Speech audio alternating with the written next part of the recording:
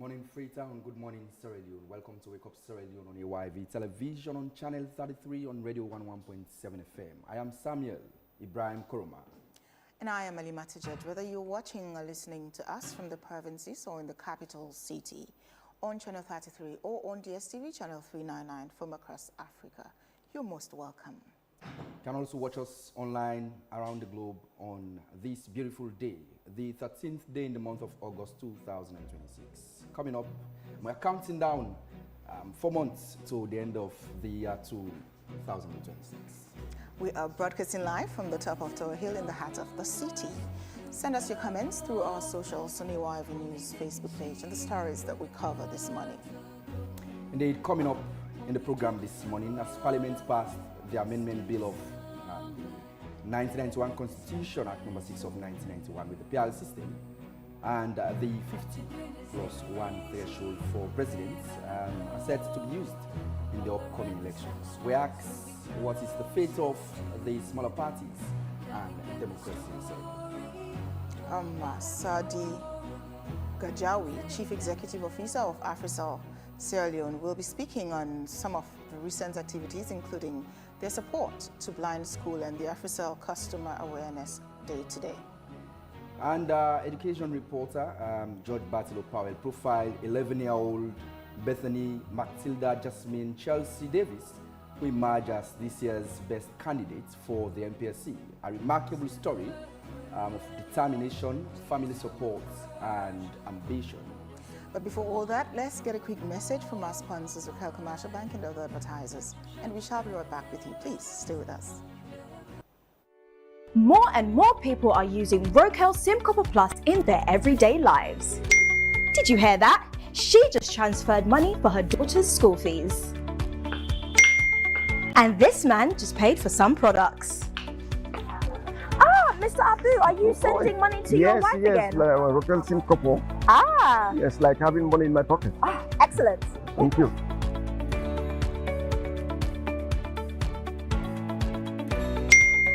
He just bought some eggs.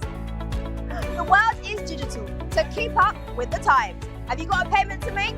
If so, just download Wakeup SIM Copper Plus now. You can download the Wakeup SIM Copper Plus app from Apple iStore and iPad or Google Play Store for Android users. You see, it's fast, safe and reliable.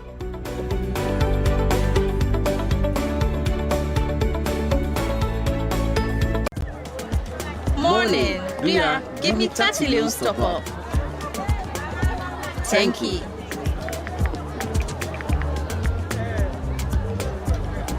Hello, babe. How you dey do? Talk to Uba. Hello? Hello? Don't settle for a provider that cuts into your data and airtime. Ria, give me all the 30 deals. AfriCell gives you full value. AfriCell, now we network.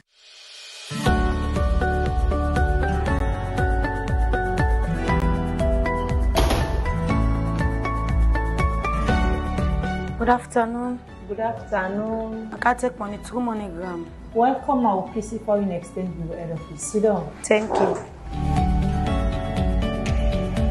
You can write them. Waiting that mean? Where you can take money, 2 MoneyGram Ria Western Union and any PC and Son shop, including the head office. You dey get 1% cashback instant. Eh? Yes, ma. You not tap there. Every Thursday we can collect money. Now 59 Wellington Street, Usa you dey showing at the head office for the foreign exchange. You dey get 1% of that money you can collect plus additional gift. Wow! You mean say for me 1% I dey get gifts? Yes, ma. Waiting at the gift. You dey get gifts like 5 kg paddy jasmine rice. You dey get gifts like paddy oil, paddy milk, paddy mayonnaise, and plenty other paddy things then. Una thank you. You're welcome.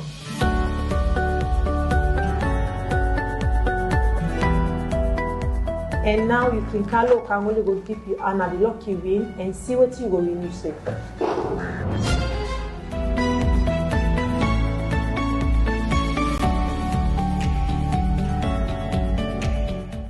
Wait till you dey wait. No miss out on the Thursday special. BC Foreign Exchange Bureau, the 1% the game plus Thursday special.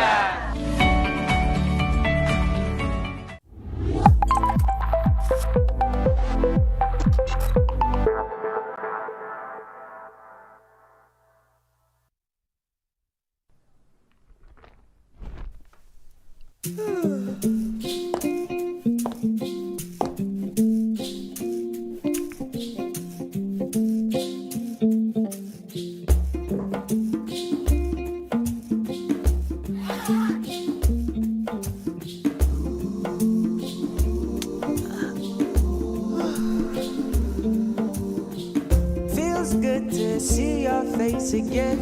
It's been a very crazy day. The joyous feeling in the air when rain falls on a sunny day.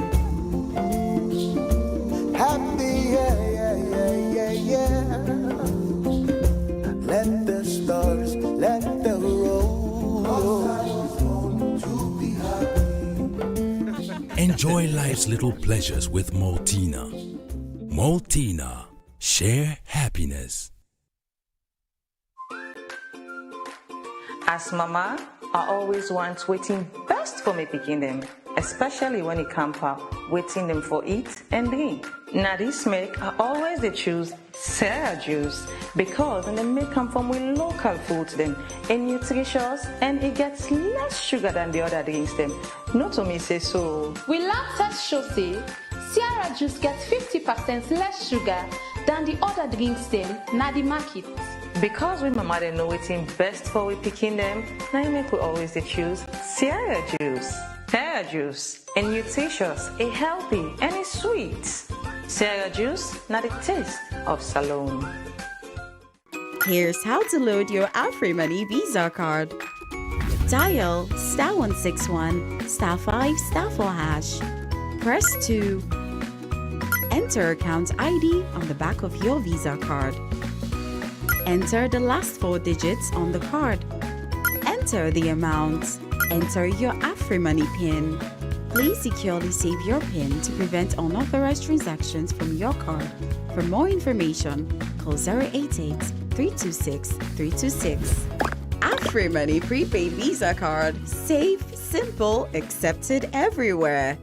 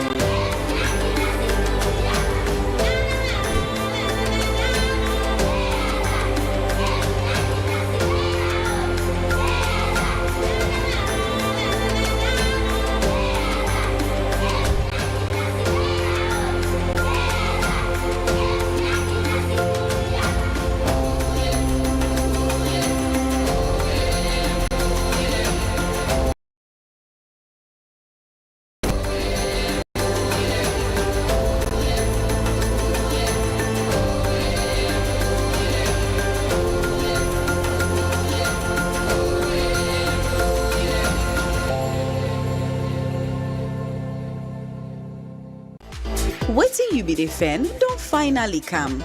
We don't bring come, we AfriCell loyalty program where they make you get loyalty points with every top up what you do with AfriCell. The more you top up, the more points you go get, where you can now exchange for minutes, data, phones, discount, and even cashback. In on top though, you can also gain points with every transaction what you do with AfriMoney. Any top up what you do with AfriCell, they count. Dial *4232# for join the loyalty program for free and start for get you points now. The more you connect, the more you collect now the loyalty program from AfriCell. AfriCell, now we network.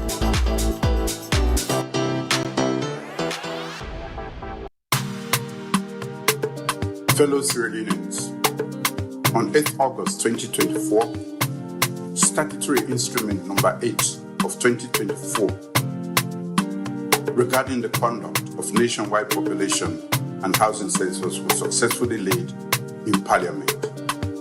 On 29th August 2024, this statutory instrument became effective following 21 days from its laying.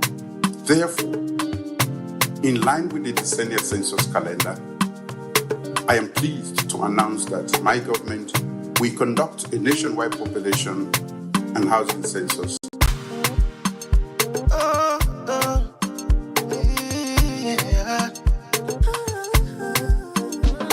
It's 2026, we dey get with census. Make all man tell him fambulem, and responsibility for bring development. Make all man tell him fambulem. From the east to the west, blah blah blah. From the north to the south, blah blah. No matter how you dare or you try, blah blah blah. Love you motoka, mama or papa, blah blah blah. What picking on grandpa, blah blah blah. Auntie or uncle, blah blah blah blah. Motibe oh, may they come to you. Yeah, one people, one nation. May they come to you. Yeah, now we know back up bills alone. May they come to you. Yeah, no person say you not here. May they come to you. May they come to you. I'm a papa. Make we come together now. Brother, sister, nothing saying no matter, no. No left behind, no. This night you 10 for. Can join the census. Salon now we on. Okay, well, show me your name. Show me your address. For make you go join the plan. The census go make you get the access. For make you go vote now this land. Let the all you. If you don't want make them country again, make them creep you. Cause this time you're salon for right. See what you better say, kekabo aduo. We bring good news, salon people here. Census don't come again. We ready for contact, sky from the young to the old. Say the census go help make development day. Allow me then continue until you know go pay. It go help plan more schools, hospital and lights, even water for you community. Who say you there? May they come to you. Yeah, one people, one nation. May they come to you. Yeah, now we know back up bills alone. May they come to you. Yeah, no person say you not here. May they come to you. Yeah, may they come to you. Census they come, the other we cooperate. Tell mama and papa, then get for country all, the make we all ready. Census go help for make we know we safe, and who's how we stand. If you claim say you love salon, say development day, na day you for day. Yambo tegina, mimbo tegina, mingo te teke biambe. Got 2026 census na me right, census na you right. Family. Imagine if they count everybody that left you out. Amulemba kotumogbawa, upoka kufuninge sagbele tuwa. Konya, ye amubuji hule panda. Wabulo letubogbawa bayaganga. Ye tumogbawa mudagbe behave. Komenti ya go salon bate mukweleva. Nyabi yina na metubogbawa na. Do mama kome kolabo ganya delega. Ina.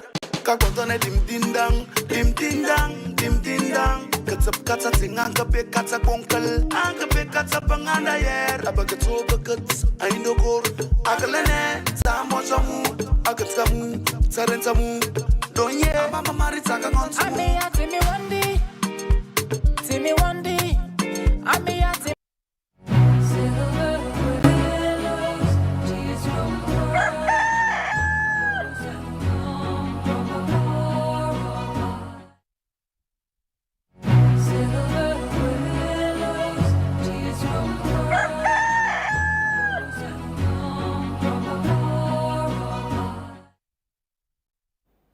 Welcome back. You're still watching Wake Up Salon on UIV television on channel 33 on Radio 101.7 FM in Freetown, Sierra Leone. And coming up in the program this morning, we go straight off to our first conversation, wherein we continue the dialogue on the constitutional amendment bill that Parliament just okayed a couple of days ago.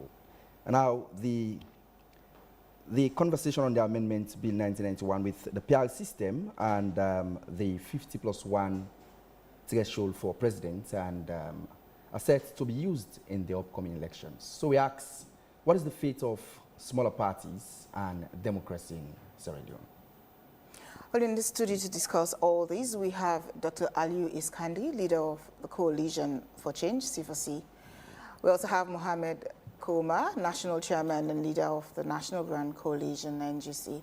And of course, we have Claude Bami Davis, Public Relations Officer for the Lawyers Society. Good morning, gentlemen. Good morning. Good morning. Good morning.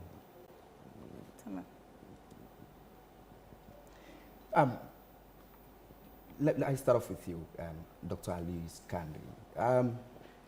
This is a conversation that has taken a twist within SEN, presidential threshold, and also the PR system. Before we delve into that conversation, how involved was your party in all of this? Well, as you're aware, my party was taken to court prior to the last elections. An injunction was issued against the party. The judge did not rule on that injunction. It's supposed to be a temporary restraining order, which the key word there is temporary. But that lasted for years. We thought it was unfair. However, so we were not able to compete, and so we don't have any seats in parliament as of this time, as opposed to the fact that at the 2018, I believe, election, we had over 7 seats. But our party put together a position paper. That position paper is that we are opposed to the 50+1 that is being proposed by this government. We are also saying that we're basically opposed to all the entrenched clauses being violated by this government. And the move to perpetuate the SLPP governance hegemony against the will of the people is what we are up against. We have made our position clear. And if the situation continues the way it is, C4C will be bringing a legal action in the Supreme Court of Sierra Leone against the government of Sierra Leone. As it is already, it's very clear from the dialogue in Parliament that the Speaker made it very clear that the amendment doesn't touch on entrenched clauses, and that's more the reason why the rationale to, of course, okay the bill was one that sits squarely on 91 sub 2 of the Constitution. I was in Parliament. I at some point was asked to leave, which I thought was wrong because I represent a political party. And even if I didn't, as a Sierra Leonean, I had a right to be in the chambers to see how our elected officials voted. It is my opinion, and that's mine, that when we elect and place people into positions of confidence, like that of the Speaker of the House, we expect that he understands and knows the law. What I saw was a charade, one that clearly shows that the Speaker didn't understand the law that he was supposed to operate under.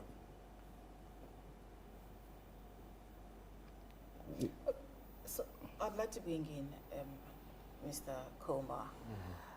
What's your party's position on the recent amendment that was passed in Parliament? Good morning once more to listeners. I think I've been here on several occasions making our party positions very clear.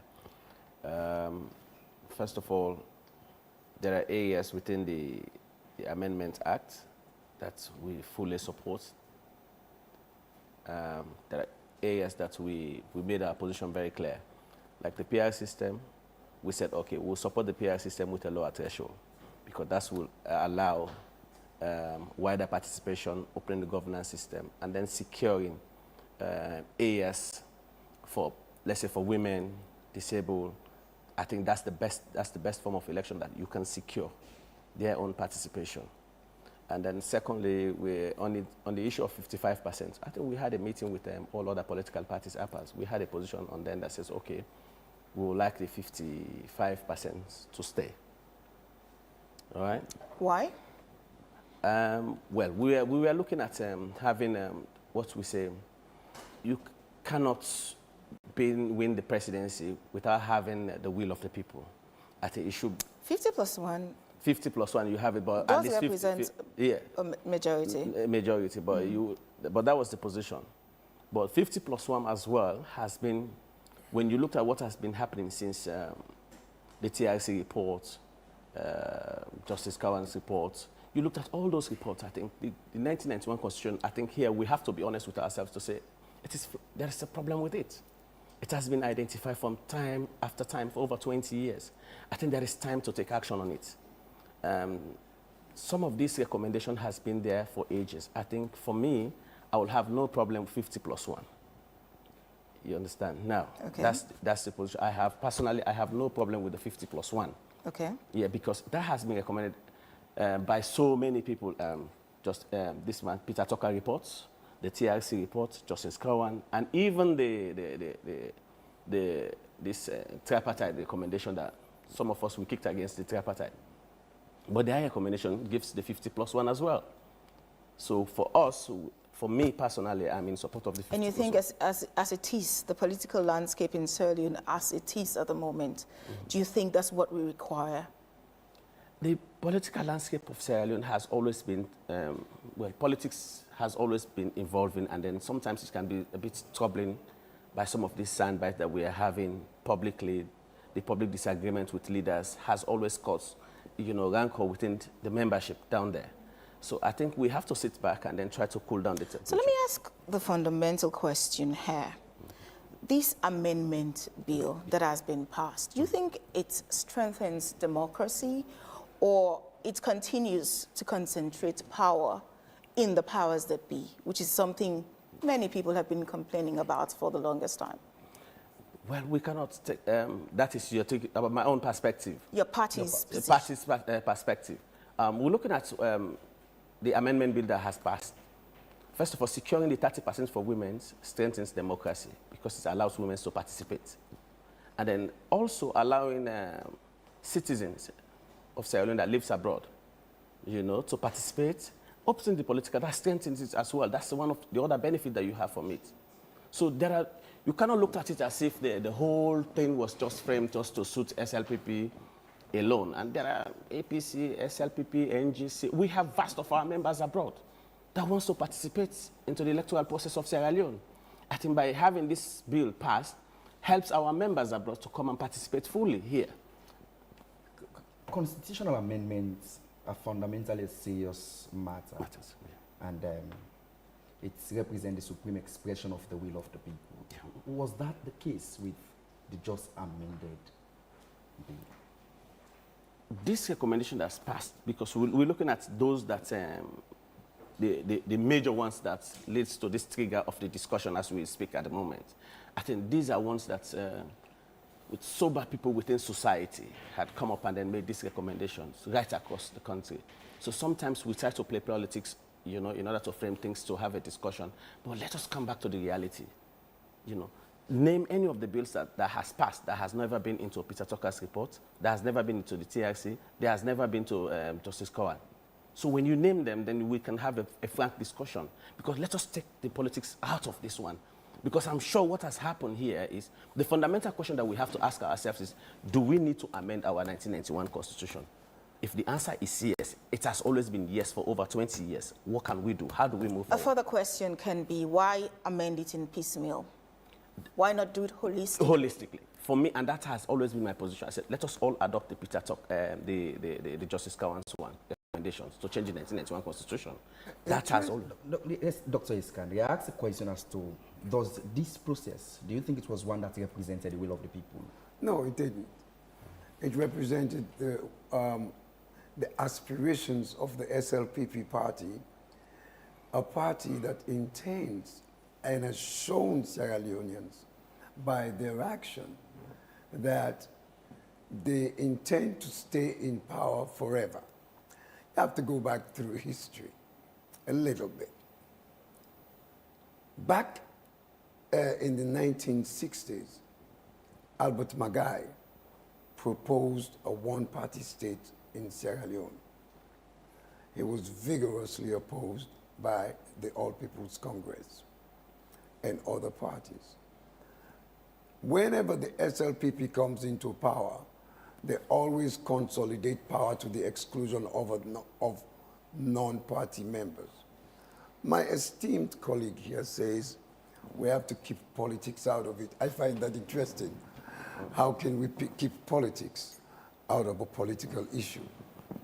That's interesting. I was hoping you would follow up on that. So I have a question for you as well, Mr. Iskandar. Earlier on, when you were answering to Samuel's question, you did say what the Speaker exhibited in Parliament the other day shows that he lacks knowledge of the law. Can you please expatiate further on that? Well, my understanding of the law is that at the second and third reading of the bill, there has to be a 2/3 majority, not of the voting members in Parliament, of all parliamentarians that are elected.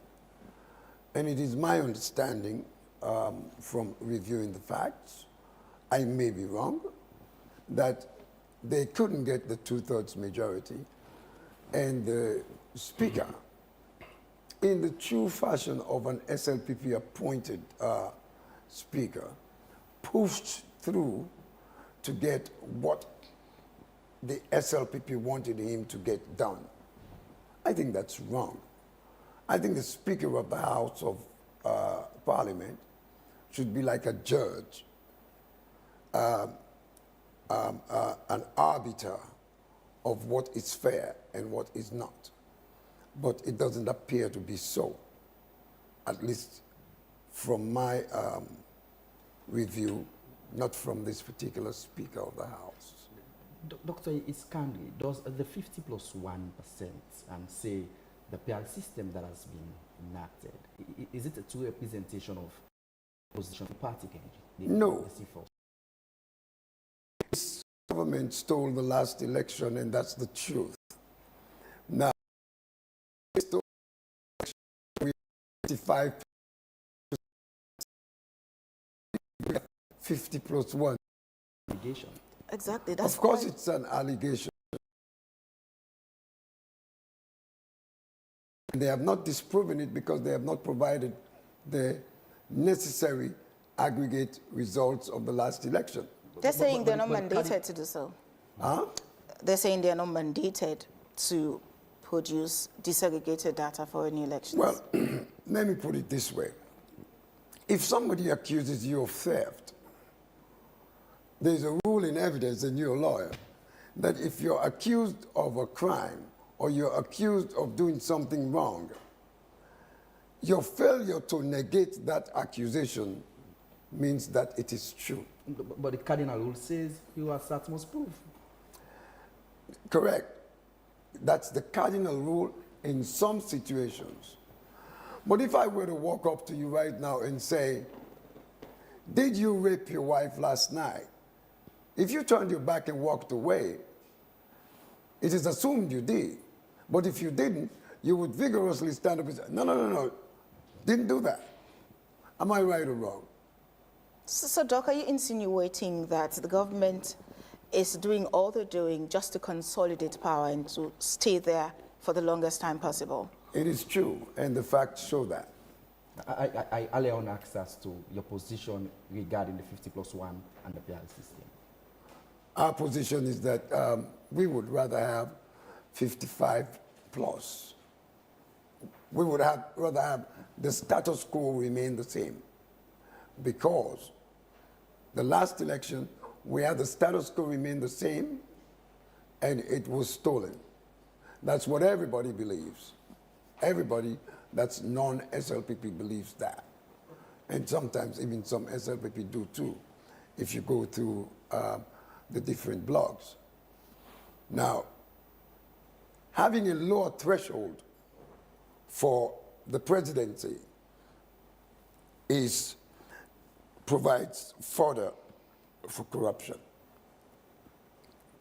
So don't you come in? Yeah. I wanted to have a follow up on saying now the threshold regarding the PR system for parliamentary and lower council elections have been lowered. Do you think that guarantees smaller parties like the C4C and the NGC a spot in the upcoming parliament? Not necessarily so. I think what it does is it allows the entrenched parties, APC and SLPP, to get more candidates than the smaller parties. That's my position, and I believe that's the position of C4C. Okay, let me bring in Bami. Bami, you represent the Lawyer Society, and quite recently you did put out a press release regarding the amendments bill that was passed a few days ago. And you were relying on Section 108, of course, saying that the bill was passed without the required threshold. Can you expound on that a bit? Yes, thank you very much. And I want to thank AYV for giving us this platform to enlighten the people of Sierra Leone on the law and what the law actually states. Now, we have said in our press release issued on the 10th that it falls, the procedure and the conclusion of the Speaker falls below the provisions of Section 108. Don't forget, Section 108 is a section in a constitution that provides for the alteration or amendment of the Constitution. It is different from what the Speaker relied on in 91, which is about a decision, okay? And when you go to the Constitution, the Section 91 that the Speaker relied on to give that ruling says, except the opening provision is that it says, except as otherwise provided in this Constitution. This is Section 91. Except as otherwise provided in this Constitution, which means except where this Constitution states differently from here. So in 108, there is that application of that exception. 108 is about the alteration of the Constitution. So if 91 is saying except where otherwise provided in this Constitution, no decision of Parliament shall be made unless with a simple majority, then watch this, of members present and voting. Simple majority of members present and voting. That is for decisions of Parliament. But when it goes to 108, which is for the amendment, don't forget, an amendment of the Constitution is not any ordinary issue. It is a special issue. And that is why the drafters require the two-thirds majority of members of Parliament. Now, if the Speaker is saying that he relied or relies on Section 91, it cannot apply for amendment of Constitution, because 108 is the provision for the amendment of our Constitution. So we're saying there is no confusion in that. And Section 91 has reference or has made it clear that it has to be where except or where it is otherwise provided. So in Section 108, it is otherwise provided that you require 2/3 of members of Parliament. So here is the bit. 2/3 of members of Parliament means 99 MPs of the 149.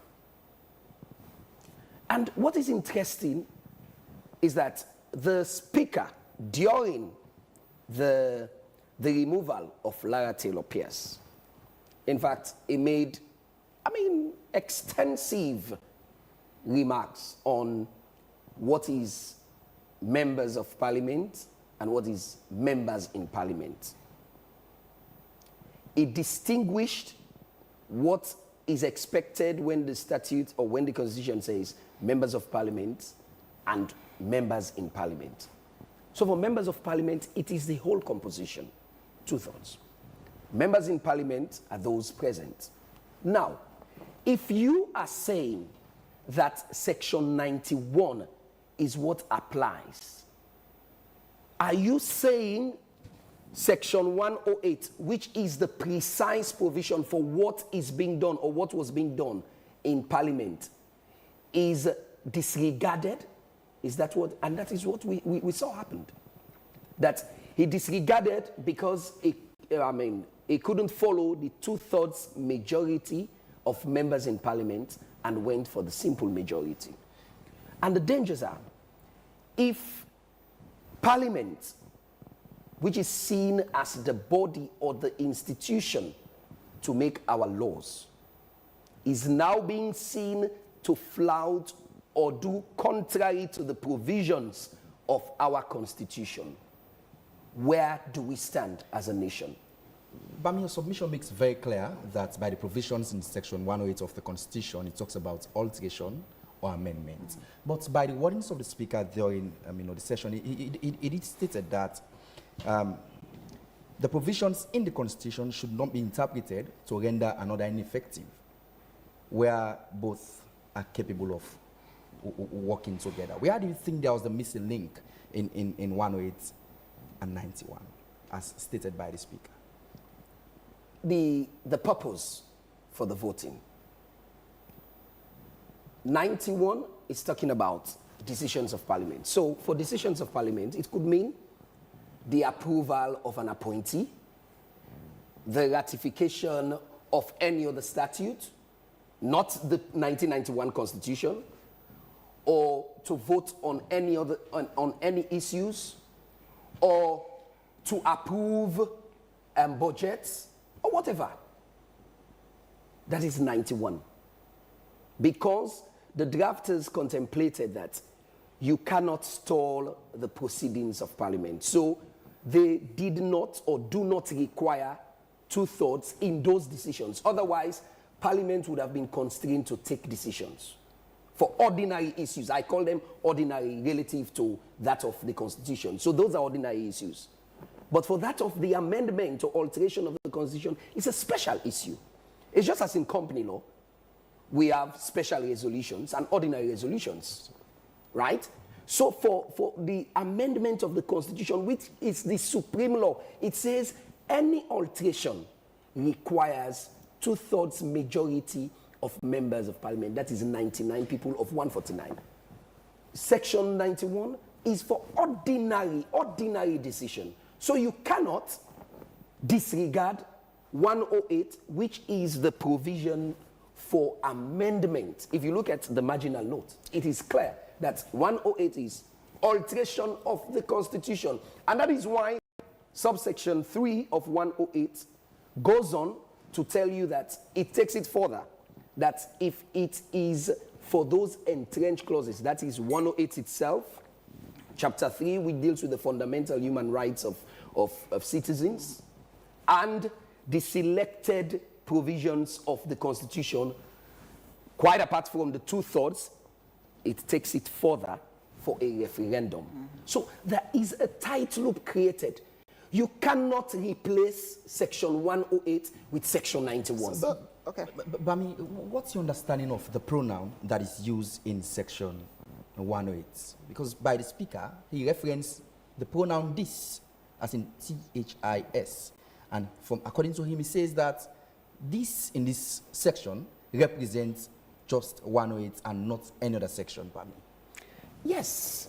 So what we saw Parliament doing on Monday was for what? Was to amend our Constitution. And this section, which is section 108, is about the amendment of our Constitution. So you cannot replace section 108 with section 91. No way. Okay, let me read so that the people of Sierra Leone would understand. I'm reading verbatim from the Constitution. Let us go to 91, which the Speaker relied on. 91.1 says, except as otherwise provided in this Constitution. That is, unless where this Constitution provides something else. Any question proposed for decision in Parliament shall be determined by a majority of the votes of the members present and voting.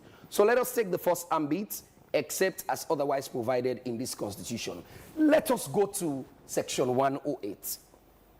That is an other provision. So, except as otherwise provided in this Constitution, except as what is contained in 108. That's correct. Except as what is contained in 108, which is a different provision from 91. It says, a bill for an act of Parliament under this section shall not be passed by Parliament unless, B, which is the point now, the bill is supported on the second and third readings by the votes of not less than 2/3 of members of Parliament. So what 91 references that where there is a different provision, that provision is what applies. So at 108, there is this difference that we have to follow. 91 is clear. It's except where it is otherwise provided. So if there were no provisions as such in 108, then 91. But there are provisions now in 108 for what? For the amendment. This is not just any decision. For the amendment. What the drafters contemplated, I would guess that they do not want to leave it open. Because at any time, some faction or a set of MPs would come and say, let us amend our constitution to suit what we were doing. That would have been a floodgate opened. And that is why the provisions of 108 have tightened that to say, if you want to amend, this was not any decision. So please let us, I'm calling on people, the people of Sierra Leone, to understand that this was not only any decision of Parliament, it was for the alteration of our supreme law. So it requires a further threshold on parliamentary procedure. And that is why it is requiring 2/3 of members present. You cannot replace 108 with 91. So, Bami, is it now your society's position that this bill that has been passed is unconstitutional because of the manner in which it was passed? Oh, yes. The ruling of the Speaker falls foul of the provisions of 108. And definitely, if it is contrary to the provisions of 108, then it is void. So legally, okay, go on, finish. Yes, there is a matter that was before the Court of Appeal. It was a matter at the High Court. It's APC and others versus the Speaker and others, the ad hoc committee. So to give a brief background on that matter, this matter involved the cessation or the termination of certain members of Parliament, declaring them, non-parliamentarians because of absenteeism. Okay? So those aggrieved parliamentarians filed at the High Court for certiorari. So I'm coming with this because I have had an argument that, you cannot inquire into the internal proceedings of Parliament. Now, we're misinterpreting all of that. When these parliamentarians were declared by the Speaker then in 2000, non-members of Parliament to have lost their seats, they filed for certiorari at the High Court. Justice Masali. Kindly let the people know what certiorari is. Oh, certiorari is when you ask the court to quash a decision of an inferior body, right? Like they have decided to get these MPs out of their seats as MPs. So the court, the High Court, so the aggrieved MPs filed that decision by the Speaker be quashed, be vacated, call it that way. The High Court judge then did not grant the leave. They sought leave to file for certiorari. The High Court then did not grant leave. And those MPs appealed against the decision of that judge in the Court of Appeal. It is the Civil Appeal 13 of 2000. And the ruling was given in 2002 by 3 pristine and prominent Court of Appeal judges then. Thola Thompson, Abel Strong, and Patricia Mansari or something. Patricia Macaulay. Yes, Justice Patricia Macaulay.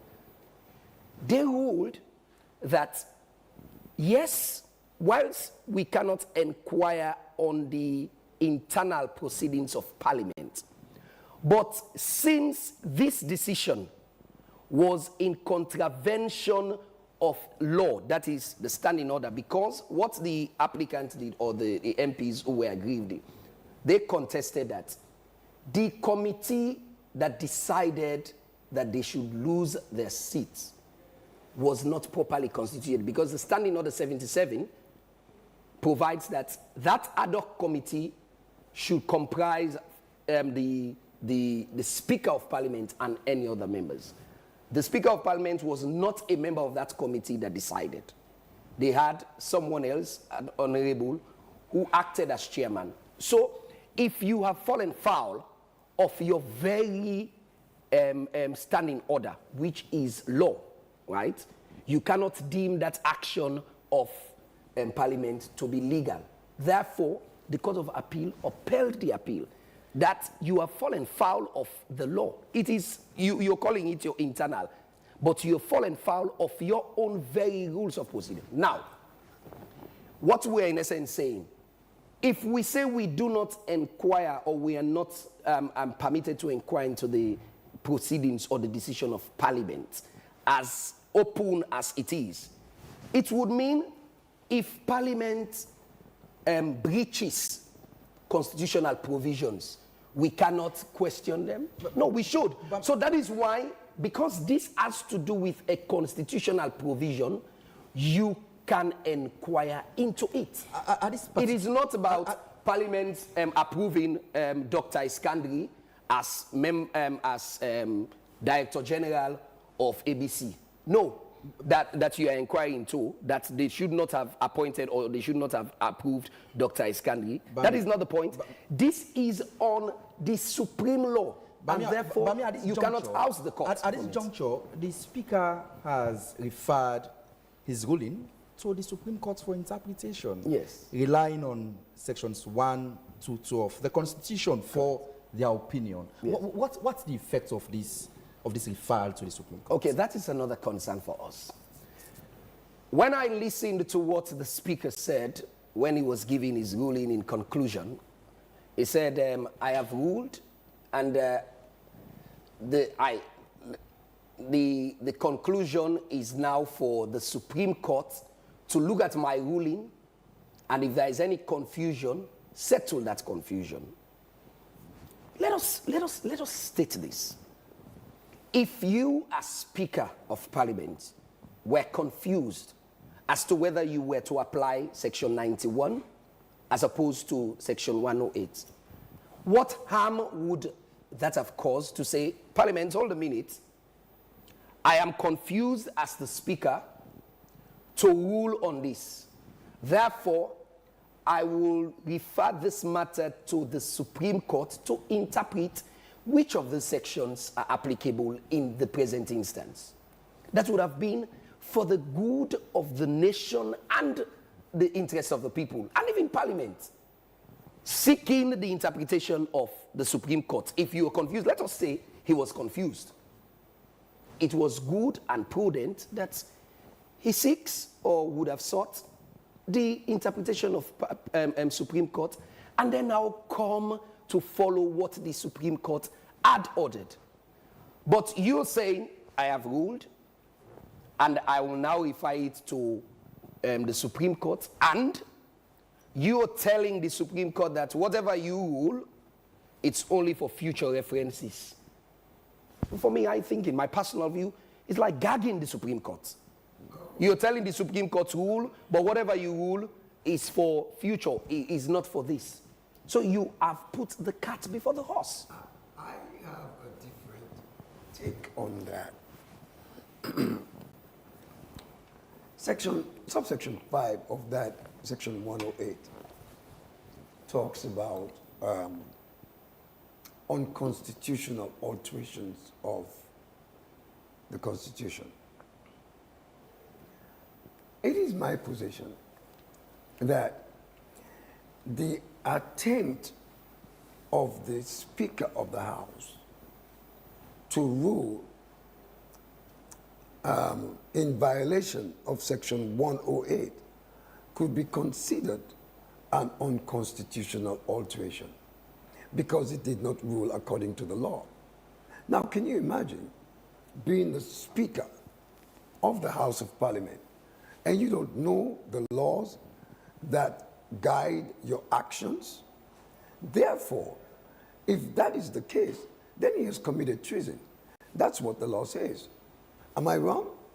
I think subsection 8 of that section refers directly to the submissions you've just made. Yes.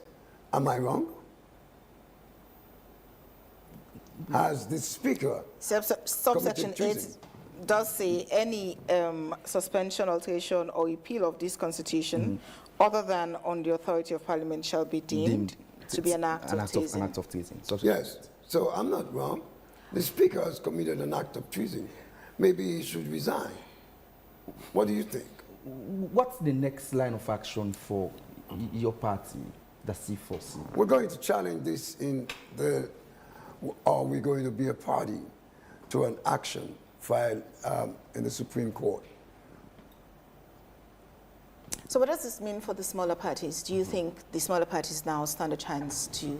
Because I understand that all the smaller parties, well, some, because this man from NGC holds a different view from yours when it comes to threshold. According to him, they're okay with the 50+1, and in fact, he's in support of the proportional representation system, and you're not. So smaller parties, I don't know what to say, whether they're confused, there are mixed feelings amongst them. When we had the 55% threshold, they still couldn't make it to Parliament, or none of the smaller parties that we're talking about now, the C4C, the NGC, and the others, could make 11-point-something% in the entire elections. What difference does it make anyway? I beg to differ. I am not familiar with the statistics of 11% or whatever it is. But what I do know is that C4C won about 9 seats in 2018. Yeah, that was then. That was then. Yeah. Then C4C was judicially stopped from becoming or participating in the elections of 2023 by a very, very bad decision of a judge. A judge who issued a temporary restraining order against the party and allowed that temporary restraining order to go past the period for which C4C would have been able to participate in the elections. I think what happened then was wrong, unfair, and unjust, and it denied members of C4C and all of our supporters the right to be able to participate in the elections. So that's why we did not participate in the 2023 elections. That's our position. But are things been equal? I mean, even if the Constitution, was to be left untouched, do you think C4C stands a chance to make it to Parliament? In the next election? Oh, yes. Oh, we're going to come down like a tsunami. we're going to come down like a tsunami. C4C is a political party with a difference. We don't come with all these little tribalistic things that these other parties come with. We come with an agenda that... Well, some people hold a different view to that. You know, talking about tribalistic things that other parties come with. C4C is known to be a Kono party. No, it's not. And in fact, you did reference 2018 that you won seats in Parliament, and all those seats you won, they were all won in Kono. So let me correct you. It is not a Kono party. I'm not a Kono man. And I'm the leader of C4C. But it has its stronghold in Kono.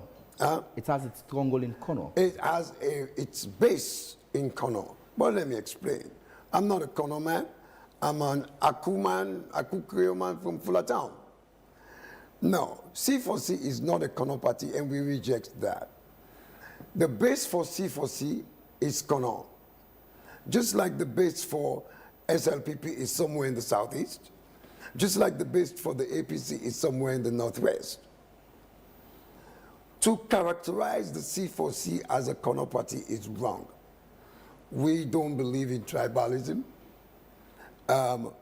The party came about because Anes Nkrumah decided to terminate the vice president then, Sam Sumana, in violation of the Constitution. And so we stood up against that and said, no, we don't care what is done wrong, but if you're going to terminate him, you will do so in the manner that the Constitution delineates. Is it wise to say the C4C party is an ad hoc of the APC party, taking into cognizance your submission? You say, is it wise to say that? It would be partly wise. It would be partly unwise. And let me explain that.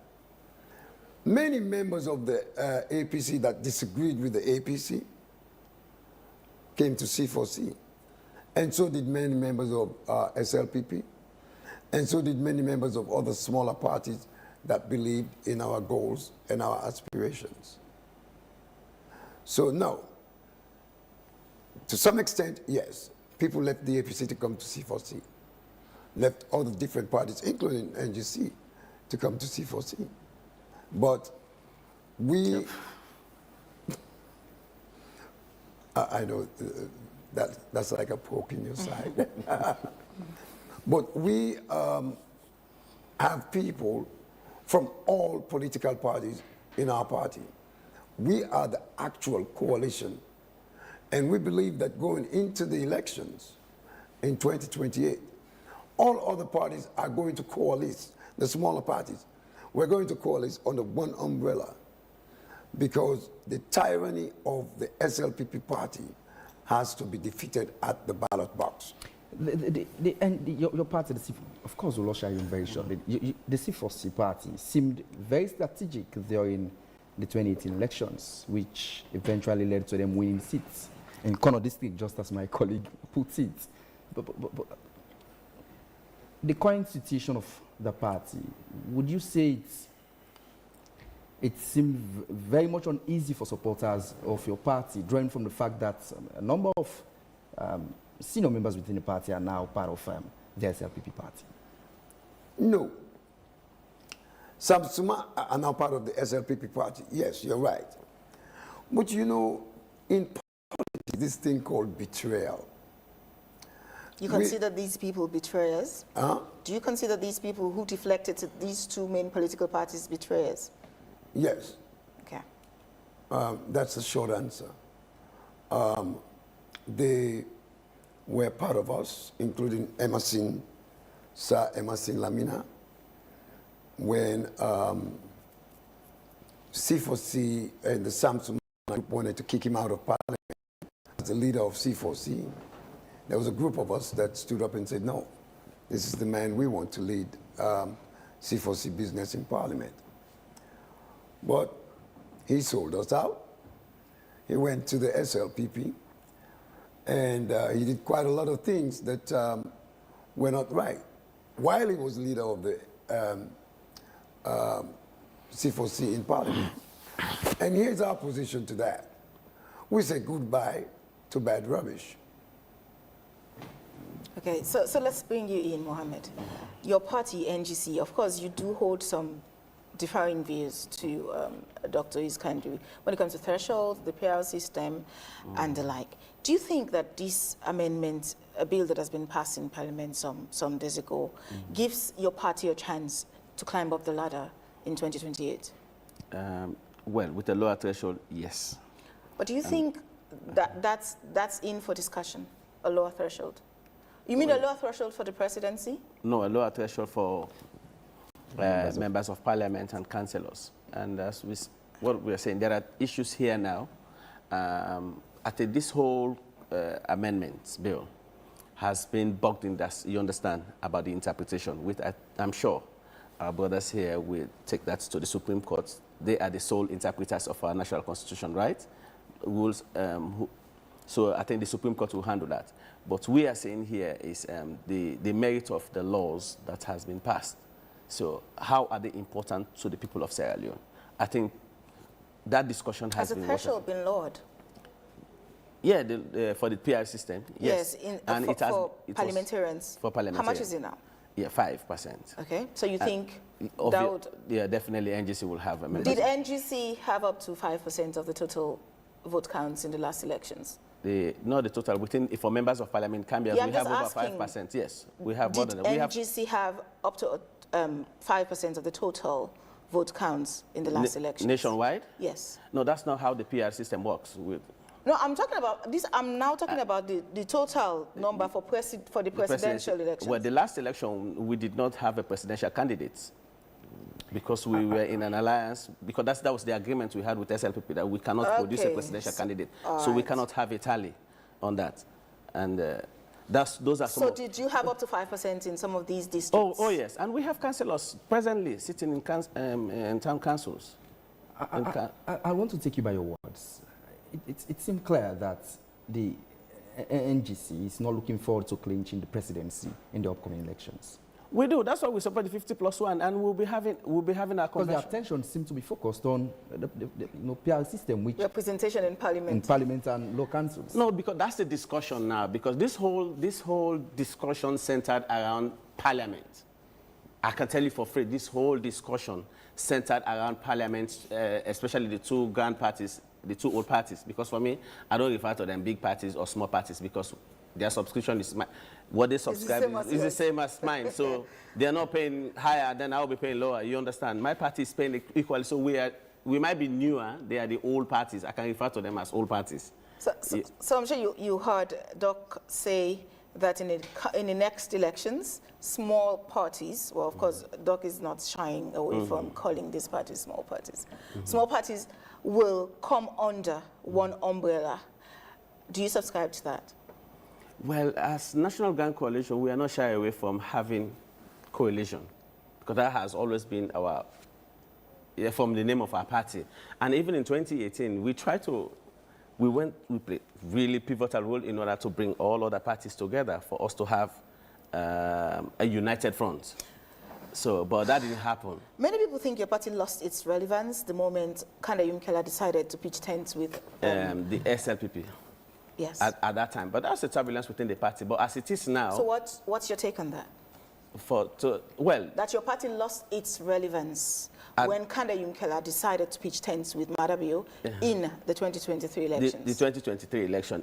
Of course, that notion went ahead. But some of us within the party now, we saw it as an advantage. Any regrets? Regrets about what? About Kanda Yumkela pitching tents with Madabio then. Do you think your party could have done better now if that had not happened? The relationship to have an alliance with SLPP? Yes. To be honest, personally, the party, I don't have any regrets on that, because one, there is what we call collective responsibility. There are sometimes some decisions you might be taking, you understand, because in the interest of, says, I'm a member of this party, this is the decision of the party by then, and then I have no choice. That's for the 2023. Did your party achieve its goals for doing that? There are things we should have done better, because the agreement was just for the presidential candidate, and for the members of parliament, we should have two different messages. I think these are the things that we learned from our mistakes from having that's the mistake we had from forming an alliance without having a distinct, because the campaign was modded over just the presidential, you understand? And then we left our MPs, and I think this affected us. But we learned from that. And we saw in every actions of life, there is an opportunity to it. We saw Dr. Yumkela leave in NGC to go to SLPP as an opportunity. What opportunity? One of the opportunities we have is these political parties, especially when we talked about this phrase called third parties, they always died when the initial phase died. And we've worked on that to ensure that, okay, you know what, now we have this opportunity to show that, okay, this is an institution, this is the idea is still there, this is who we are, and this is our the mantra of Salon Force now. It's not only based on an individual, because it's a human being. He can pass through, you understand? So leaving us gives us this opportunity now. We went to lower level. What's the identity of NGC? Because just as my colleague did mention, many people think or believe your party has lost its relevance. Yeah, that's what we are saying. We use that as an opportunity now. Now we've done our lower level elections. It is the only party in Sierra Leone that has the highest number of executive positions nationwide. We have 13,000 executive members now, right across from ward level, constituency. We've done district, we've done region, we've done women's congress. Which looks more like every other member within the party is an executive member. Pardon? Which looks more like every other member within the party is an executive member. Is that the case? No. First of all, there should have... Are you saying that there are only 13,000 people in the party? Yeah, if you say that, that means, first of all, if you go through our rules, yeah, I understand. If you go through our rules and regulation, for you to elect an 18 member, the threshold for each ward, you have a minimum member. You cannot have just less than 30 in a ward for you to participate. Why would anybody listen to NGC now? You know, I still remember when the NGC came. I mean, you guys were loud. You were all over the place. Yes. In the diaspora, in Sierra Leone, everybody was talking about NGC. This is the part first people were looking forward to. And Kanda Yumkela, that man, he's an orator. Everybody knows that. So everybody bought into this idea. Okay, NGC is going to be the third force, the Alusan and the Alasan thing and all that. And you guys seem it was so easy for you to slip back into whether, I don't know if it's SIPP that is the Alusan or APC that is the Alusan, but you were so easy to get married to one of these people that you condemned when you came. Why would anybody now listen to NGC and take you seriously? Okay, we are talking about the Grand Coalition at the time, the 2023 elections. We says, for us, it was now, we are talking about the opportunities that we've seen from it now. He has left us. Now the ideology of a party that stands putting Sierra Leone first is there, and the members itself now. So it's now faceless now to say it is just a one-man party, because this is like, okay, now Kanda Yumkela in party. Now it's no more Kanda Yumkela in party. Now NGC. So the Sierra Leoneans and everybody owns this party now. And now we're about to go to our conventions. Only that because we have some petition with the High Court, PPIC, try to hold us, but we're working on that, trying to move forward. And then I think AYV will go there and then see our members right across the country. And even Samia would know that you don't only have 13,000 people. Pardon? Then Samia would know you don't only have 13,000. Oh, Samia will know, definitely. He knows, well, for now, we have all our wards executive position. We have 18 executive positions in each ward of these 446. We have all our constituencies held up. To some extent, we suffered from the same thing you guys are suffering from, which is the one-person thing. Okay, so unfortunately, I think this is all we would have time for in this first segment, as much as we'd like to talk more on all of these topics. We end the first segment here. Thank you very much, gentlemen, for showing up in Wake Up Sierra Leone today. We'll go for a short break, and when we come back, we'll be speaking to the CEO of AfriCell on their recent activities.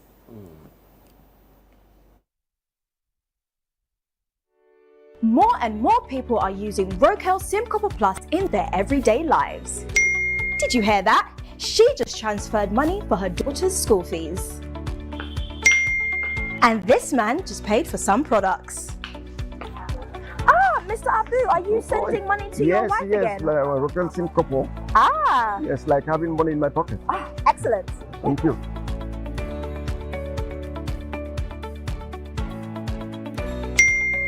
He just bought some eggs. The world is digital, to keep up with the times. Have you got a payment to make?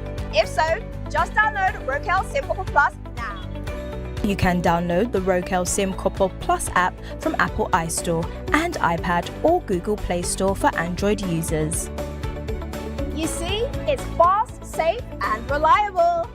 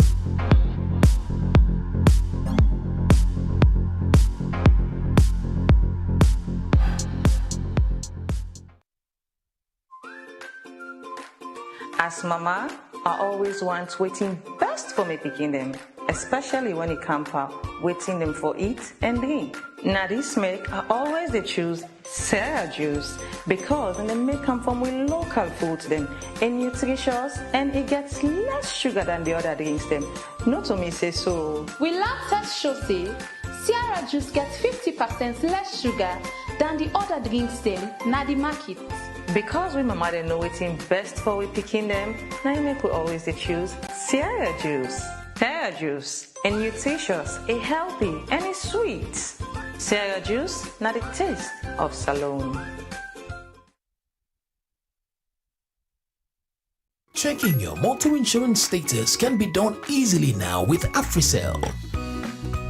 Dial *9292# from your AfriCell line. Press 1 to enter your vehicle registration number. Enter your vehicle registration number. You receive a confirmation message indicating your motor insurance status. AfriCell, the network for you.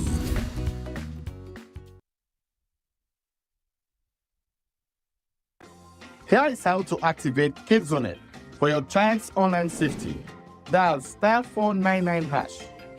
From the menu that appears, press 8 to select KidsOnNet. Next, press 1 to proceed. You will be asked to input your PIN to manage your services. Then select 1 again to activate the service. You will now be asked to choose your payment method. Then press Send. Confirm your choice by pressing 1. You will also be asked if you want the service to renew automatically when your subscription ends after 30 days. KidsOnNet will be activated instantly. Your child's online space is now safer and under your control. Here's how to update your details for Salone Payment Switch with AfriMoney. Dial *161#. Select option 1. Go to option 4 for Salone Payment Switch. Select option 2 for account registration. Select 1 to register your alias. You will receive an SMS with a WhatsApp link. Tap the link and provide a valid ID card and your last 5 transactions. Someone will help you update your accounts. AfriMoney, quick and easy. Here's how to load your AfriMoney Visa card. Dial *161 *5 *4#. Press 2.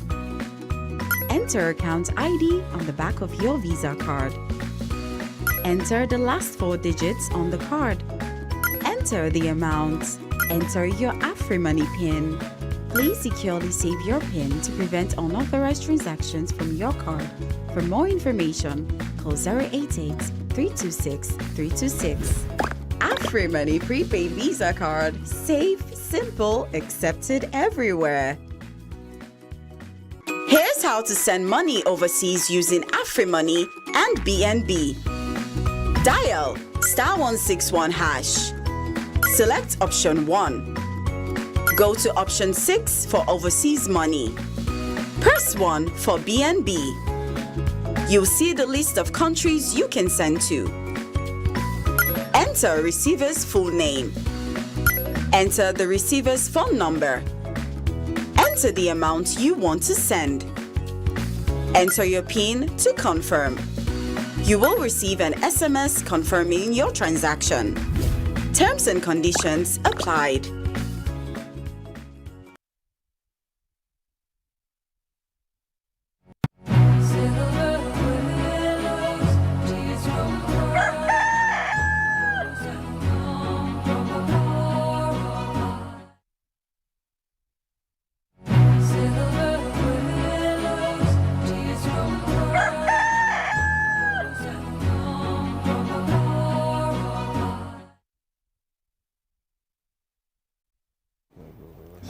You're still watching or listening to Wake Up Sierra Leone on AYV Television and Radio. Don't forget to send in your comments and ask your questions to the AYV News Facebook page. But now we go to communications. Joining us in the studio this morning is Sadi Gajawi, Chief Executive Officer of AfriCell Sierra Leone. Sadi is here to talk about AfriCell's recent activities, including their support to blind school, their promotions, AfriCell, Sierra MVNO partnership, and the AfriCell Customer Awareness Day. Today, among other things. Indeed, we shall also bring you a package on education, which has to do with the just published National Private School examination results. But nonetheless, Shadi, good morning. It's a pleasure having you. So thank you very much. It's a pleasure being here. Good morning. So when is the MPSC out? Because we begin sit MPSC, we wait for the results. We want to know how it has been out. So it's been out. It's been out already. It's out. We got communication from the school that they haven't given us yet. So it's out. So next few days, this week. But I think AfriCell used to partner with government to ensure kids access their results online. Yeah, we'll go check because it's very needed. As parents, we're looking forward. It was a stressful year. And also we kind of have to talk about AfriCell. Last year, my boy Pekin sit MPSC, and this year, my girl Pekin sit MPSC. Wow! So all the Saturdays we have to go for mock exam and study and the math paper and the general knowledge paper. I learned beaucoup things from studying with them. But the Ministry of Education, they have a portal, the MBSE portal, yeah, they do, which has all the MPS, and I found it to be a useful tool because it helped the kids study, it gave them the answers, it gave them the results, so they were able even to gauge themselves. And to go over past papers and yeah, so I think it's a tool that the ministry should really promote to help kids. And with our partnership with government, there is a lot of educational websites that are free of charge. So even if you don't have any data, you're able to access them. And this was initiated many years ago. I think when Chief Minister was still at the STI, and when he went also to education, we worked with him to whitelist all of these websites. So I hope they will popularize them because it really helped my kids. Both of them, we went through the same past papers. But thank you for having me. As I was telling you at the beginning of the program, this is actually my first time on being interviewed at AYV, knowing that our partnership with AYV is twins, as we call ourselves, twins between myself and Junior Navo, and also as an institution, we've worked together for at least the past 11 years since the inception of this partnership, and I'm happy to be here. Thank you for having us. AfriCell is an household name in the telecoms community within Sierra Leone. But at this moment, help the public understand what's AfriCell's operations and customer experience, network performance, among other things at this moment. Let the public understand. So AfriCell is the oldest operating, so apart from Seratel, we're the oldest operating GSM operator in Sierra Leone. We've been around for almost 21 years now. We started back in 2005. And since then, we have been investing in Sierra Leone, we have been investing in our network, and we have been investing in our customers. For example, what we're doing today, right, is all of AfriCell management team, whether you're an officer, manager, director, we have about 40 people across the country going to radio stations, media houses, TV stations, reaching out to our customers, talking to them, educating them on our services, and at the same time interfacing with the public to get also questions from them through your Facebook pages, through dials in, to understand what they have, what challenges they have. And we do this because AfriCell is always customer centric, and that's what we always say. It doesn't matter what product we have, if the customers are not happy with it, then we don't have a good product. And we do this every month. Every month we go out, we reach out to a different clientele amongst our customers, and we try to engage them. During the rainy season, we do activities that are indoors, but during the dry season, we're out in the streets, we're in the markets, we're in their shops, we're in the call center, we're in customer care, and we interact directly with our customers because we need that vital feedback. And we've been doing this for at least the past 5 years, right? And every time we interact with the customers, we come back with a long list of things that we need to do. In June, at the beginning of June, we went to all the colleges. I was at Fourabay College, some other people were at IPAM, we were at Milton Magai, we were at Polytechnic, we were at UNIMTEC, and we talk to the students, we see what they want, what they need, what are the challenges, because this is a changing industry. Every couple of years, you have something totally different. The needs of the people are totally different. A few years back, everybody wanted voice. I remember we had a promotion on Sundays where you spoke unlimited voice. Wutete was called, and people loved it, and people only wanted Wutete, and everything was about Wutete. Now, if you give your subscribers unlimited voice, they don't care. Sure. They want unlimited data. The market has shifted totally from voice to data, and even when they want to speak voice, they prefer to call on WhatsApp or video call rather than just a normal call. But this is a very important industry. In the past, having a phone was a luxury, and we all know that. It was only a few, select few that had it, and it wasn't essential. Now, if your phone dies, your battery dies for 5 minutes, you suddenly remember, I have to call this person, I have to check this, and you feel that you are stranded and you're not able to do it.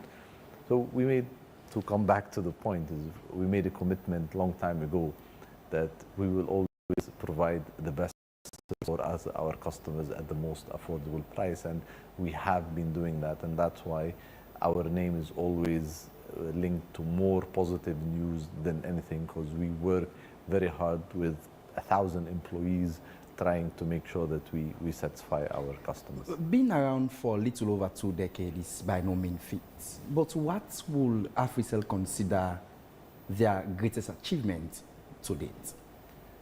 So I think it's the brand name, right?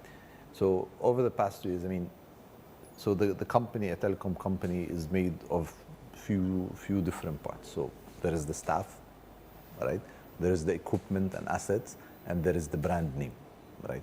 Equipments, when they get old, you change them. Staff come and go.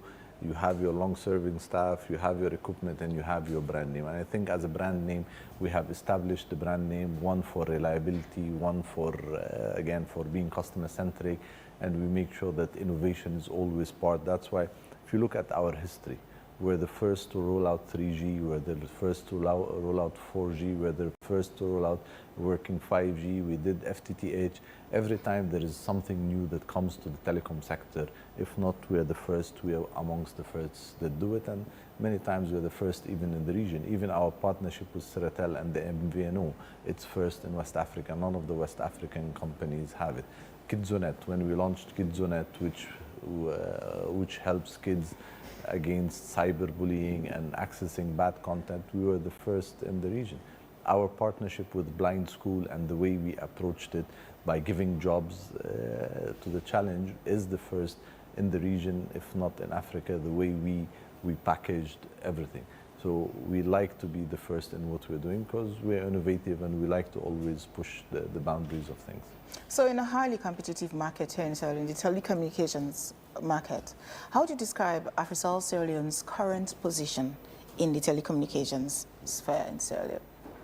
So we are number one, right? So we are number one in customer base. We are number one in our offerings. We are number one for value for money. And we value that position. And that position did not come without sweat and tears, right? We worked very hard to get to this position to make sure that we are the widest, we're available everywhere. We have the largest customer care shops across the country. We have 50 customer care shops. Nobody even comes close to the number of customer care shops that we have. And these points of contact for our customers is that they can walk to a store if they have an issue with their SIM card, they have an issue with their phone, they have a customer care officer to work with them, right? And we do that on purpose because it goes back to the same thing that I started talking about, being customer-centric. We have a 24-hour customer care line 111, which they can call at any point in time. We even went further when we speak about innovation. After midnight, our customer care center is AI. You call, you speak to an AI agent. Normal, you want to speak English, you can speak English. You want to speak Creole, you can speak Creole. And he goes through all your issues, and he's able to help you as much as possible. We've been training the AI for the past 1 year, so we did around 8 months of training. So the AI was training on current problems that people are having so that they will be familiar with the issues. And then later on, a few months ago, we put it live. And as more people call it, it continues learning to be able to serve them in the best way possible. So of course, AfriCell has been here for some time now, over 21 years, like you said earlier. And I would say AfriCell has been here through thick and thin, through the dark and the bright days, and through the good and the bad days. You've been here through Ebola, through Corona, and all of that. Right. And sometimes we have inflation, and you know what that comes with. Added cost, operational cost, and the like. How do you cope with inflation and also balance affordability and availability or accessibility of your services to customers?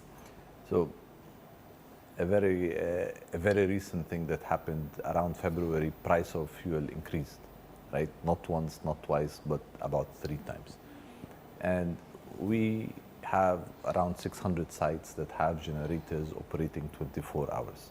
So the increase of fuel affected us greatly, right? Direct impact on our cost because your generators are ongoing. So we approached as a sector, we went to the Ministry of Communication, and he said, listen, fuel affects prices. However, we have no interest in increasing prices because we're part of the community. We know what our customers need, and affordability is a very important word because a lot of people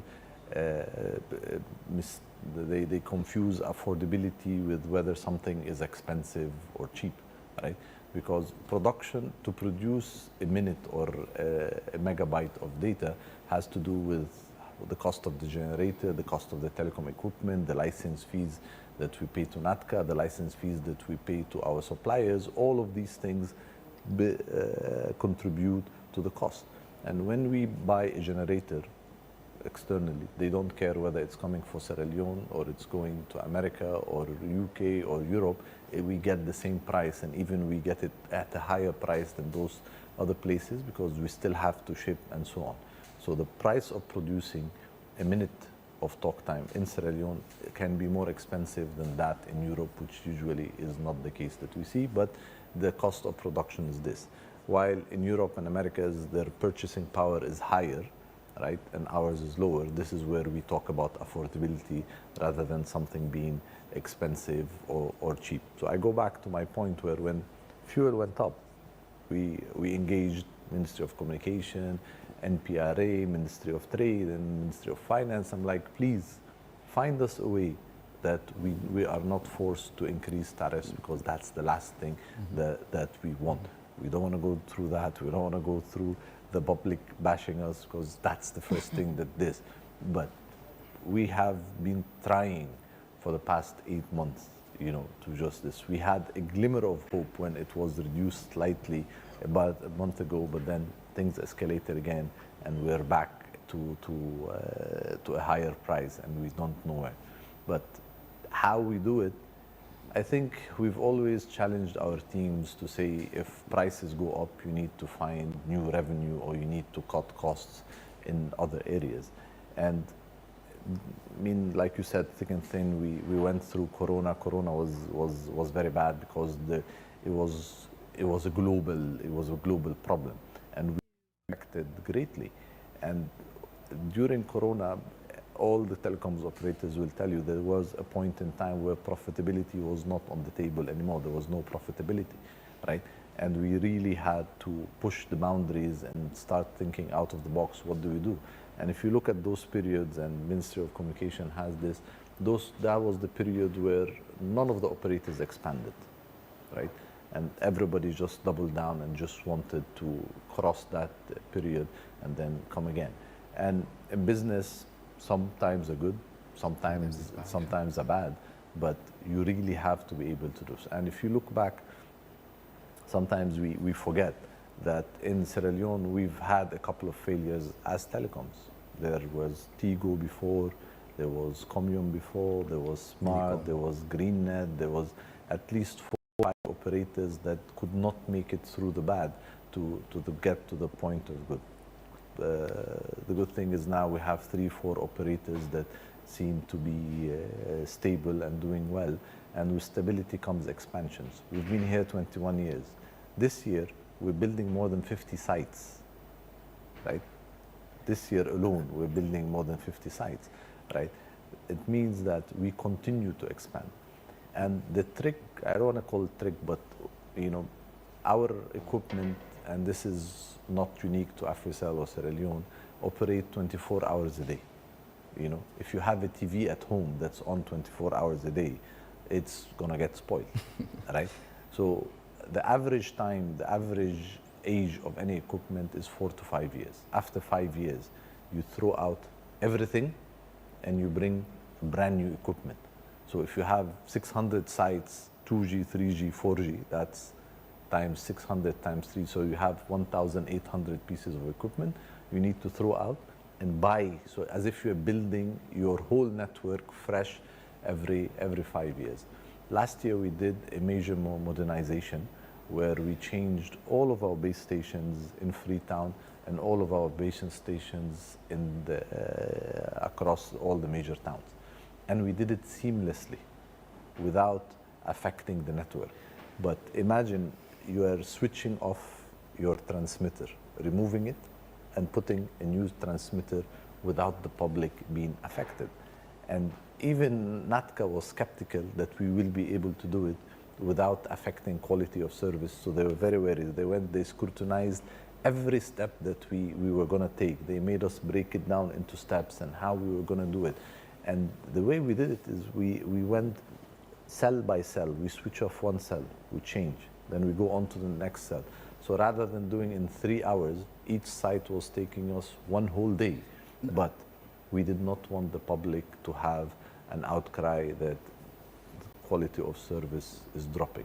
But all of these things happen in the background without even the customers knowing what we're happening, right? If you check my phone now, you will see that we'll get an SMS when a generator does not start, when there is a battery low, when a site is open.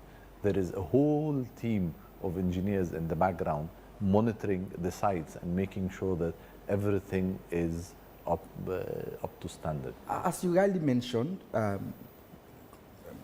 quality service. I think value for money as it relates to, say, network and internet quality are among the most common concerns that many other customers, raise over time. So what's Africell actually doing to improve, one, reliability, and secondly, speed of their internet services? Very good question. So, reliability.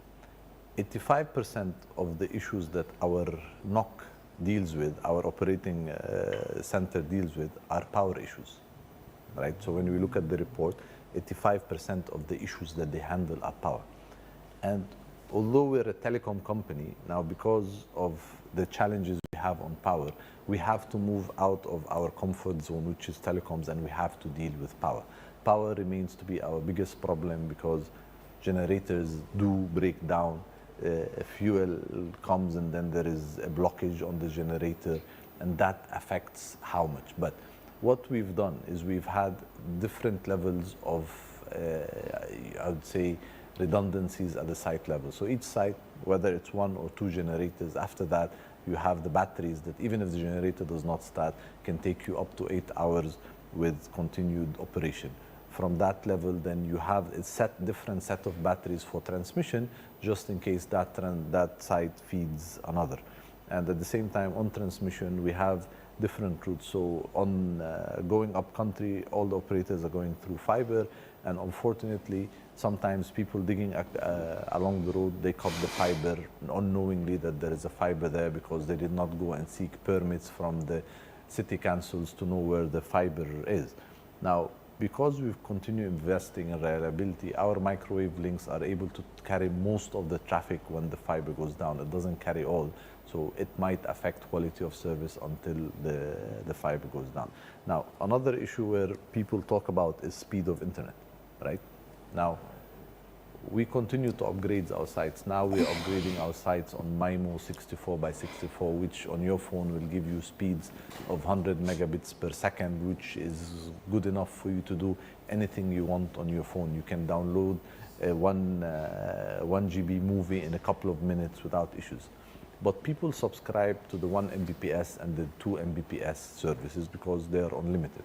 But by doing so, they limit their speed. And this is a conversation we've had directly with customers many, many times. They come to me, they tell me, oh, it is slow. I'm like, no, but you chose 1 Mbps. If you choose 1 Mbps, you're only going to get 1 Mbps. There is 1, there is 2, there is 10, there is an unlimited speed as well. So you have to know what you choose. And unfortunately, this is an issue that has to do with education that we continue talking to our customers about so that they know and they accept. Because at the end of the day, I'm a customer like every other customer, right? I go through the same experience, not because I'm the MD, I have a different experience than customers. It's the same. We're connected to the same network. So we will be the first to use it, and we are part of the highest users, because if it's good enough for us, it should be good for the customers. If it's bad enough for us, it will be even bad for the customers. We do speed tests across the country. You can go on Ookla. Ookla has public speeds, and they will show you the speeds for Sierra Leone per operator.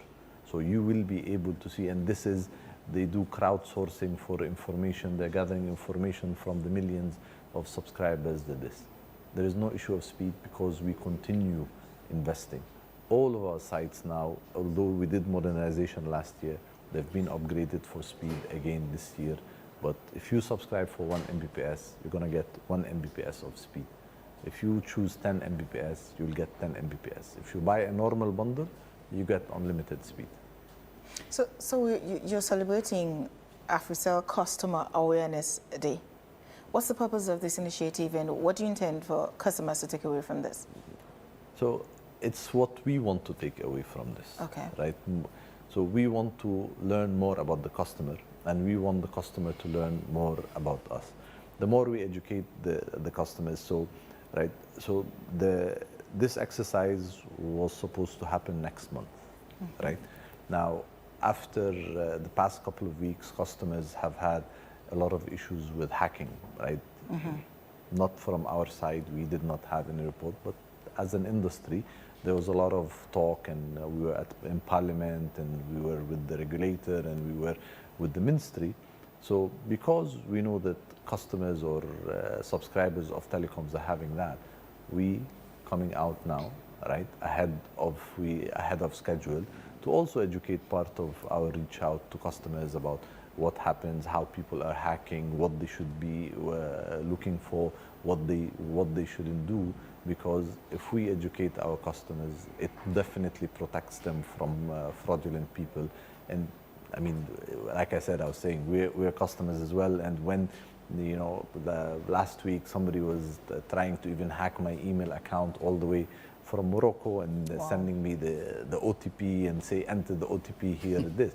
But because we are aware, because one of the things we do as a company, there is a mandatory training for security, mandatory training for all our employees, and we do it every month. It's mandatory, and you have to log in and get your training done. We are aware, and part of that, we need our customers to be aware what to look for, what to expect, how to make sure that they protect themselves. Even on the AfriMoney side, we're running now promotions about don't give your PIN to anybody, even the agent. When you're doing cash out, cash in, make sure your PIN is your only. It's personal. P stands for personal. It's not anything else. It's yours, not your. Don't give it to anybody at all. So we're hoping that we'll educate them on that part of the business. So AfriCell has also supported the blind school of recent. What triggered that? Is it, do you do this usually, or is it just a one-off thing? So last year we visited the blind school, right? So they had reached out that they needed support. So we went there. We did some work for them on the building, and we also gave them supplies and so on and so forth.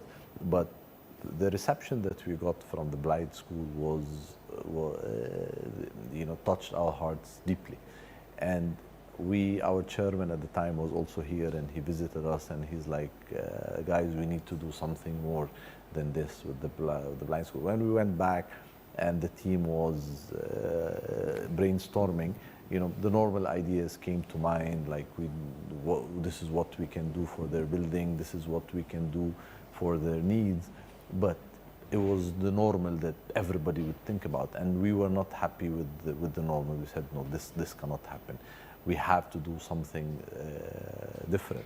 So we challenged the team. We said, you know what, there's a lot of smart people that are graduating, because they go through school like everybody else, and they graduate even with higher grades than their peers.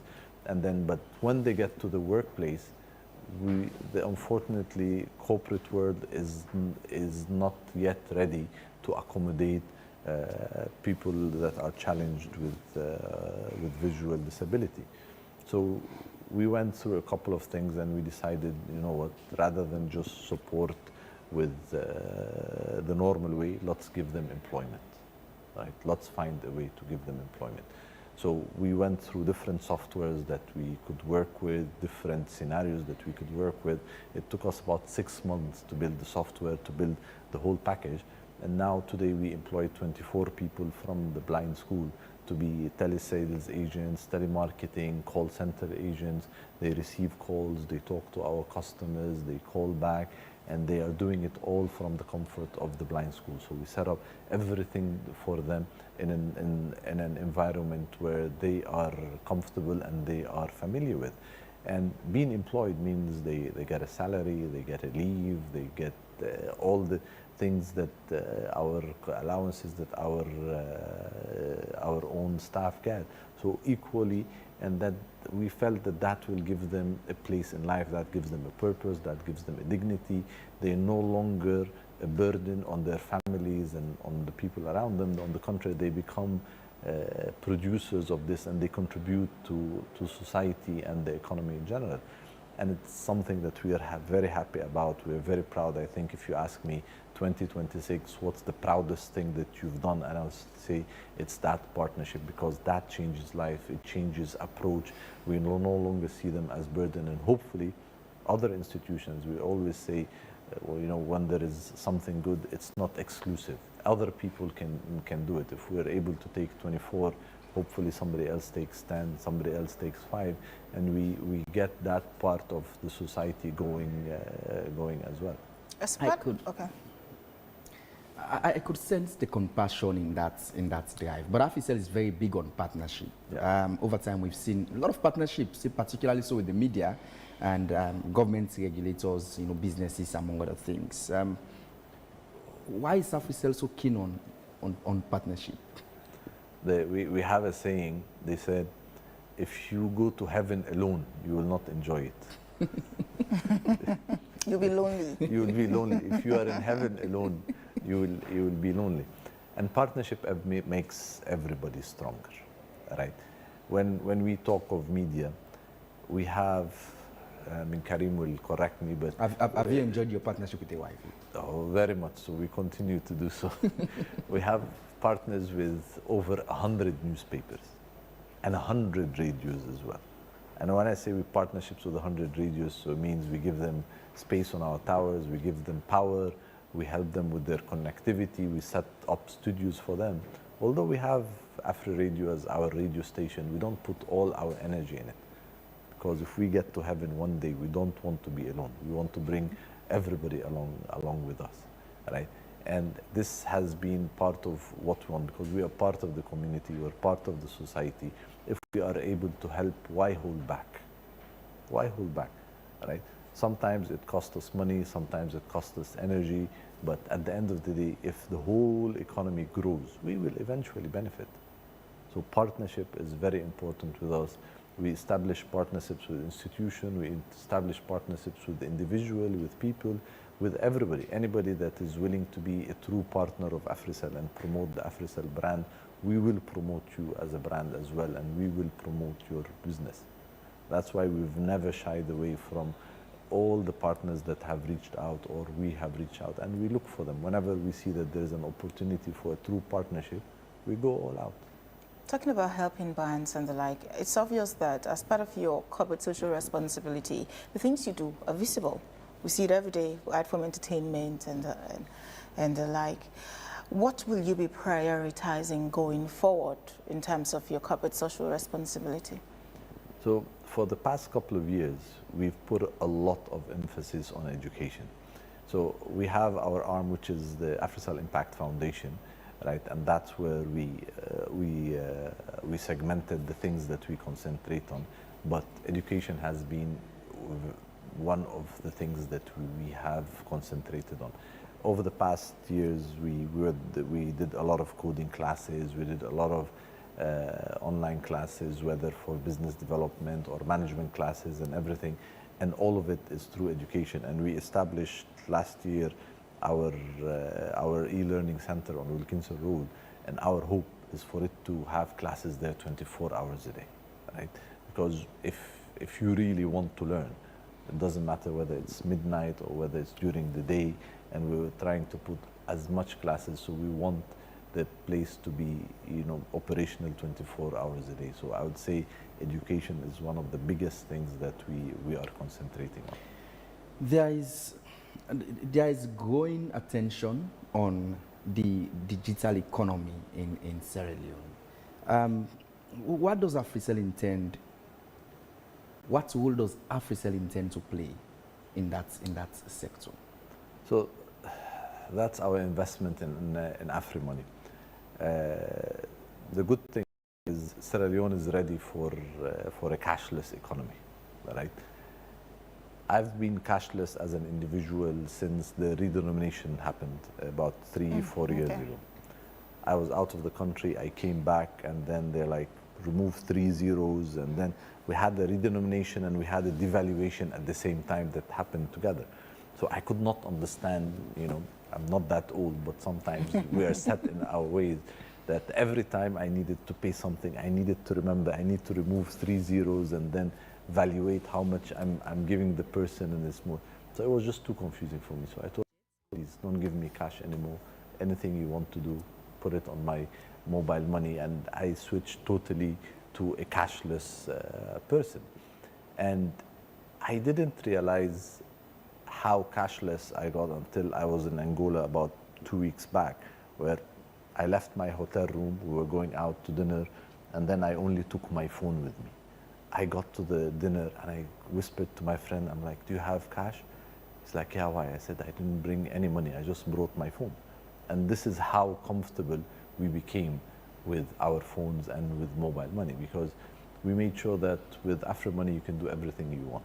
You go to a restaurant, you can pay. Supermarket, you can pay. Individuals, you want to pay anybody this. You want to play sports, you can pay. And it makes your life easy, and you keep track, because on the app, if you have downloaded the app, you check on your last transactions, it gives you details of everything that you have paid. You'd remember who you paid, who you transferred money to, and it's safe. You have your PIN, you have your password to get this, and you're safe. And we continue to add services on the mobile money. The last big one that we did was the Visa card, right? And we made sure that it is simple. There's other Visa cards in the market, but to load a Visa card for any of the prepaid Visa cards for any of the banks, you physically have to go to the bank if it's not linked to your account to load it. I was recently out of the country also with Andrew, and we were sitting having coffee, and I took out my Visa card. I didn't have money on it. I went onto my mobile wallet, loaded it within 2 seconds. By the time the bill came, I was able to pay with the Visa card. So we are looking to replicate what we want as individuals in our daily lives, right? So of course, everything else you can do ETSA, you can borrow money, you can top up, you can pay for the security at the airport, you can pay for all the OneGov services, you can get your ID card through AfriMoney. So we make sure whenever there is a need, whatever there's a need, and whatever cash can do, AfriMoney can do better, right? And that's what we are always trying to do and hoping to get there. And all of AfriCell staff are always the first uptakers of new services, and we make sure that it's well tested and the public are well protected in every service that we're rolling out. With telecom scams and fraud becoming increasingly sophisticated, what practical advice would you give to AfriMoney customers, well, AfriCell customers in general, to protect their accounts? So, like we said before, don't give your PIN to anybody, right? Don't share your PIN. AfriCell will never call you and say, give me your PIN, right? AfriCell will never call you and say, how much do you have in your account? We will never tell you, we've sent you a password, can you give us that password, right? If we want to see how much money in your account, we have access to the system and we can do it. We will never ask you. Protect your PIN, don't share it. And if you have a question, ask an AfriCell agent or an AfriMoney agent at any of our POSs rather than somebody else that you don't know, right? If you win something, we will give it to you. We will never ask you to send us money for you to get your winnings. If we are going to call you, we'll only call you with one number, which is 077 777777. It's a unique number. We've popularized it on all our shows that we do on TV. That's the only number that will call you for your winnings. Any other numbers that is upside down that is calling you is not an AfriCell number. He is not coming from AfriCell. What you win is yours. We don't want a part of it. Your PIN is yours. Don't give it to anybody. There has been many questions around the availability of 5G in Sierra Leone, 5G network in Sierra Leone. But again, at this moment, what is the company's priority, AfriCell's priority for network investments in the next 12 months? So we rolled out 5G maybe 4 years back, 3 to 4 years back in Central Business District, and we already have 5G, operational 5G now. Now, 5G, there's still not a lot of handsets in town.